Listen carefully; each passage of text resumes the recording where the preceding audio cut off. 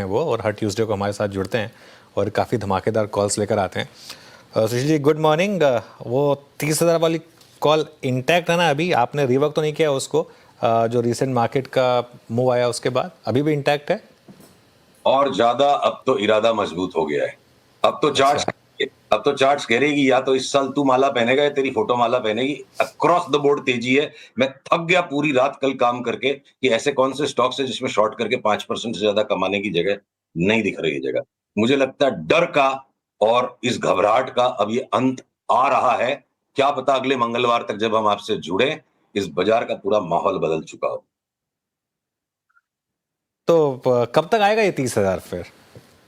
और कौन कौन सा लेवल होगा जिस पर नज़र रखनी होगी कि वो टूटा तो लगेगा कि नहीं, शायद नहीं आ पाएगा? देखिए, दो बातें हैं। मैं इस सवाल को अनुमति चाहूंगा थोड़ा उलट के बात करने की।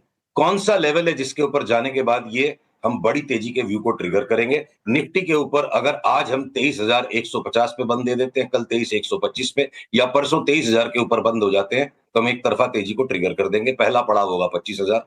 और अगर कोई कारण से नीचे तक सरकते रह जाते हैं, 2-4 दिन और रिस्क जाता है बाजार, तो 48,600 के नीचे की बैंक निफ्टी अगर आएगी तो मन में घबराहट होगी। और अगर कोई कारण से 22,700 के नीचे निफ्टी जाती है तो घबराहट होगी। पर घबराहट का मतलब ये नहीं कि आज हम कोई लेके ही बैठ गए।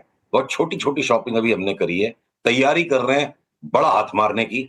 और बड़ा हाथ हम मारेंगे जब 23,150 के ऊपर निफ्टी बंद दे देगी। बड़ा हाथ फिर कहाँ मारेंगे? बैंक निफ्टी में या कोई पर्टिकुलर सेक्टर है जो, क्योंकि कुछ कुछ तो लीड करेगा इस मूव को फिर?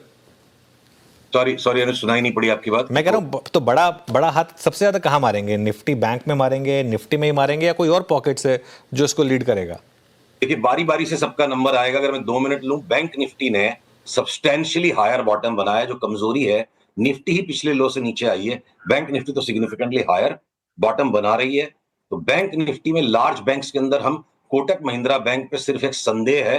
सारे के सारे लार्ज बैंक्स चलेंगे और लार्ज बैंक्स में मेरे को लगता है सबसे ज्यादा रिटर्न हमें एसबीआई देगा।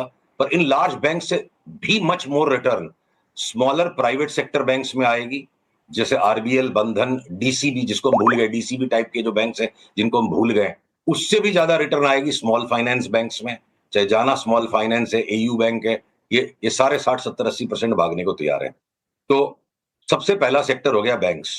उसके बाद अनुज, रियल एस्टेट के अंदर भले ही आज बॉम्बे में विले पार्ले के आउटराइट के भाव घटने लग गए और लोअर परेल में भी सैचुरेशन आ गया, तो ये भाव का सैचुरेशन है। भाड़े हर जगह चारों तरफ बढ़ रहे हैं सारे मेट्रोज में। मुझे लगता है एक ग्रैंड फिनाले रियल एस्टेट का बाकी है। और रियल एस्टेट के स्टॉक्स में डीएलएफ जैसा हाईएस्ट वेटेज स्टॉक 50% अगर बढ़ेगा, ओवरऑल 65% बढ़ेगा, और अगर गोदरेज प्रॉपर्टीज 75 बढ़ेगा, तो शोभा जैसे स्टॉक्स 2 गुना 2.5 गुना भी हो सकते हैं, जो छोटे वाले non F and O stocks है। और रियल एस्टेट के साथ साथ एलआईसी हाउसिंग फाइनेंस और हुडको जैसी हाउसिंग फाइनेंस कंपनीज हमें यहां से डबल होते दिखती है। तो ये हो गया रियल एस्टेट, बैंकिंग। अब मैं अगर फाइनेंशियल सर्विसेज में आऊं, इंश्योरेंस पे अक्रॉस द बोर्ड तेजी। एलआईसी 40% बढ़ जाए, एसबीआई लाइफ, एचडीएफसी लाइफ 60-70% बढ़ जाए, सीडीएसएल जैसा स्टॉक वापस डबल हो जाए यहां से। बीएसई जिसको भी अब ले लेके बेच के थक गए, बोर हो गए, परेशान हो गए, अब उसमें भी पैटर्न बन रहा है कि एक बार बीएसई भी उछल के 6,000 हो जाए। ऐसे में एंजल ब्रोकिंग और मोतीलाल ओसवाल 60-70% बढ़ जाएंगे तो बड़ी बात नहीं है। तो मैं एक बार रुकता हूं, आप पूछो मेरे से। ऐसा एक भी सेक्टर नहीं है मेरे पास जहां पे आप पूछो और मैं आपको 60, 70, 80% के रिटर्न वाले स्टॉक्स नहीं बताऊं। आप पूछो, मैं बताता हूं सेक्टर वाइज। आते हैं फिर ऑटो पे काम करते हैं। सुशील जी, ऑटो पे आपका टेक क्या है फिर? ऑटो के अंदर देखिए, हमारी इस वक्त टॉप 4 पिक्स जो हैं, TVS motor already substantially higher bottom बना चुका है। बजाज ऑटो और Hero MotoCorp minor higher bottoms बना चुके हैं। और टाटा मोटर्स बिल्कुल बॉटम ऑफ द बैरल को स्क्रैप कर रहा है। जैसे ये 3-4 दिन के बंद भाव के ऊपर बंद आ जाता है, आरओसी 5 डे आरओसी पॉजिटिव हो जाती है। ये मेरे 4 बेस्ट पिक्स हैं। ल्यूकवार्म रिटर्न्स में एक्सपेक्ट कर रहा हूं इस लेवल से मारुति में और एमएनएम में, इसलिए मैं उन दो को छोड़ रहा हूं। और सारी 2 व्हीलर कंपनीज और 4 व्हीलर में टॉप पिक टाटा मोटर्स। सब में हमको लगता है अंधाधुंध ऐसे एक्सेप्शनली लार्ज न्यू हाइज बनेंगे, पिछले न्यू हाइज के सब्सटेंशियली हायर। तो ये हो गए हमारी 4 पिक्स ऑटो में। ओके, ऑटो की होगी सुशील जी की 4 पिक्स और आपकी स्क्रीन पे किक करके रखी है। और कुछ पॉकेट्स पे आते हैं हम, थोड़ा हेल्थ केयर पे आते हैं, फार्मा पे आते हैं। बहुत प्राइस डैमेज हुआ सुशील जी यहाँ पे, और चाहे फार्मा हो चाहे हेल्थ केयर हो, अपोलो को देखिए, आप डायग्नोस्टिक स्पेस को देखिए, यहाँ पे कोई आपको रिवर्सल लग रहा है, मतलब इतने बड़े प्राइस डैमेज के बाद?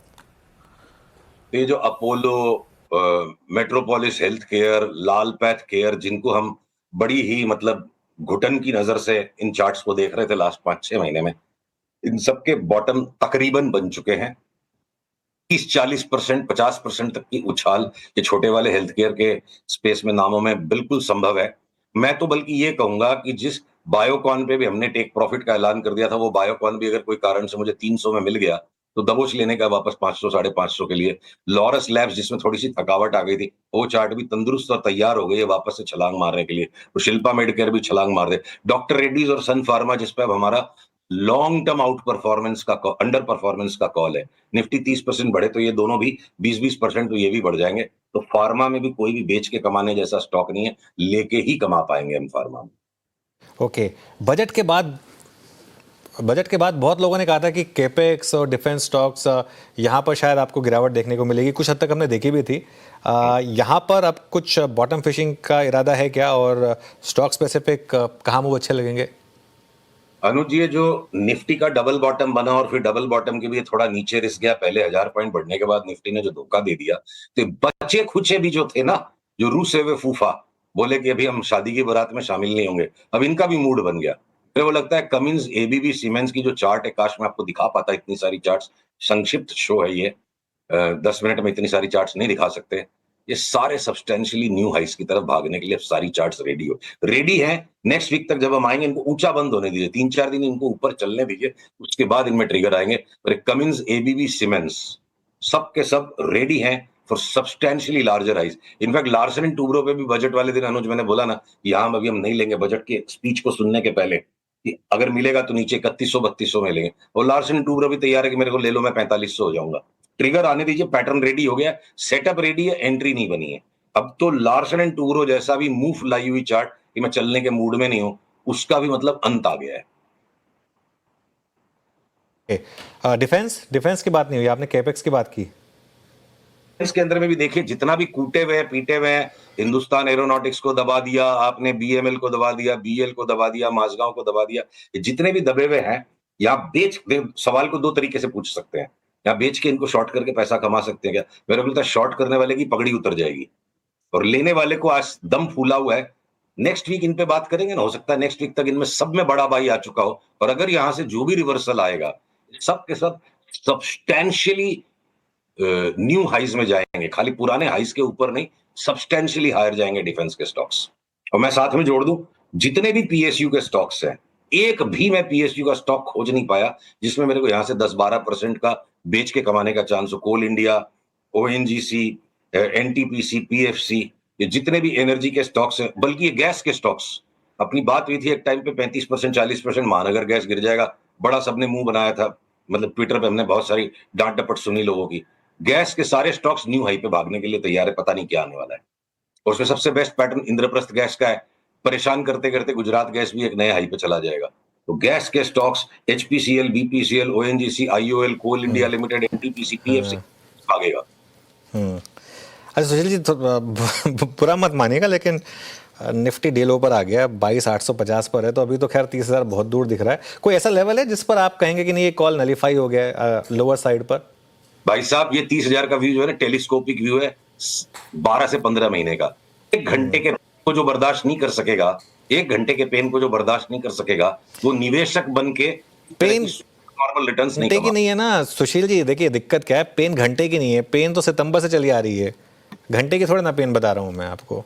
भाई ये तो बाजार का साइक्लिकल नेचर है। 26,000 पे जब हमने 23,000 की आपसे बात की थी, ऐसा लग रहा था कि आप लोग डांट दोगे मेरे को, मतलब उस वक्त इतनी कड़वी लग रही थी वो बात। अब हम आ चुके हैं वहां पे, तो इस पेन को थोड़ा सा बर्दाश्त कीजिए, अगले वीक तक कलर बदल सकता है, जब बदलेगा तब हम बात करेंगे, एम्फसाइज तब करेंगे। मैं आज ये जताने आया हूं कि जब इतना झेल चुके हैं, देखिए ये शब्द आपको हो सकता है किसी को लगे इररिस्पॉन्सिबल है, किसी को लगे बहुत अग्रेसिव है, पर जो दिख रहा है वही मेरा बोलना, मेरा धर्म है।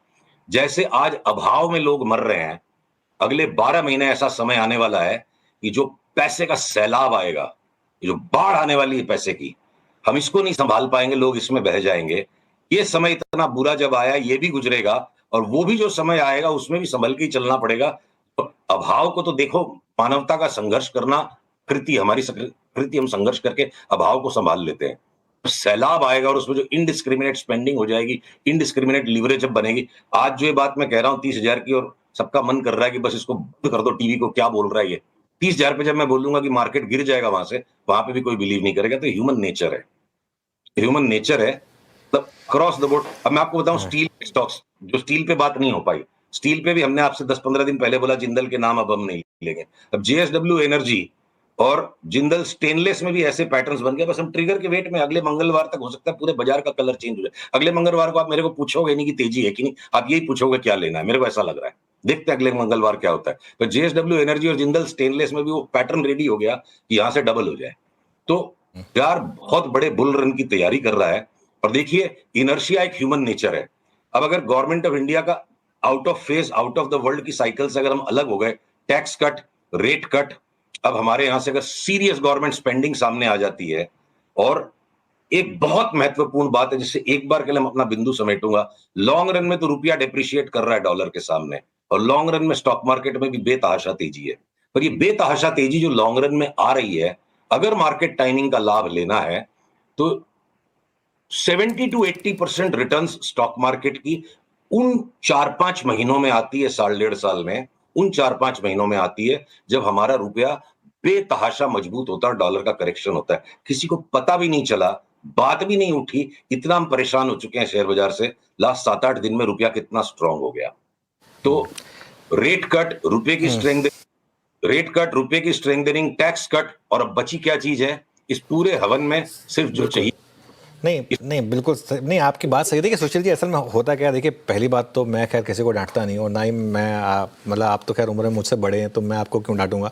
और दूसरी बात, बिल्कुल कॉल सही होती हैं, और आपकी कॉल जब सही होती है तो हम अप्रिशिएट भी करते हैं। लेकिन मैं सिर्फ इसलिए पूछ रहा हूँ क्योंकि वो 30,000 का कॉल आपका है, लेकिन आप हमारे चैनल पर ले रहे हैं, तो एज अ रिस्पॉन्सिबल एडिटर मेरा भी एक फर्ज बनता है कि पूछूं कि कहाँ वो कॉल गलत हो सकती है। तो इसके लिए मेरा व्यू था वो 30,000 की कॉल, हमको शब्दों को चेंज करना चाहिए जिससे सारे लोग सावधान रहें। 30,000 तक की संभावना को मद्देनजर रखते हुए कि जब इतना बड़ा मौका बन सकता है, यहां हमें हिम्मत करनी चाहिए। 30,000 के लिए शॉपिंग अभी शुरू नहीं हुई है, काम टुकड़े टुकड़े में करना पड़ेगा।